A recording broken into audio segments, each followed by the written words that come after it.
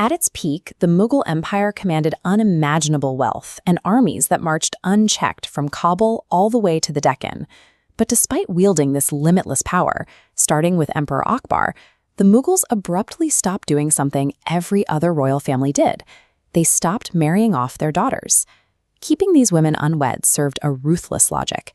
In the high-stakes game of Mughal geopolitics, a royal marriage was a transfer of legitimacy that could shift the balance of power enough to topple the throne.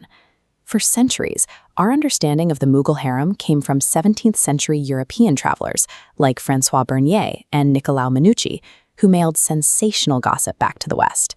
They described a gilded cage, a collection of lonely and tragic women locked away solely for the emperor's pleasure. But official Persian records from the era, like the Akbarnama, contain zero mention of any written law or decree banning princesses from getting married. These Orientalist rumors missed a crucial detail. By keeping these women within the palace, the Mughals transformed their royal daughters into highly guarded political assets, rather than pawns for external allies.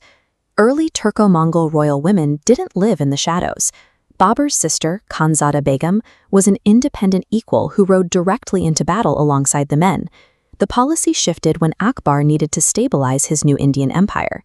He started forging political alliances by taking the daughters of regional Rajput kings as wives. To understand why he never returned the favor, we have to look at the era's social hierarchy. The family giving the bride was viewed as socially inferior and subservient to the family taking the bride. To the Mughal emperor, the self-proclaimed Zil-e-Ilahi, or Shadow of God, offering a daughter to a regional lord represented a humiliating surrender of his divine status. To maintain absolute supremacy, the Mughals kept their daughters at the center of the court. Marrying them outward became a risk the empire simply could not afford to take. Even marrying a princess to a domestic general carried huge risks. Giving a military commander royal legitimacy through marriage would instantly create a rival power center. To justify keeping them unwed, the emperors leaned on the Islamic concept of kufu, which suggests that marriages should only happen between people of equal social status and lineage. The Mughals used this rule to claim that their bloodline, descending from conquerors like Genghis Khan and Timur, was so pure that no man on earth was actually their equal. Between the paranoia over rival generals and these claims of blood purity, the emperors ensured their daughters remained firmly tethered to the imperial household.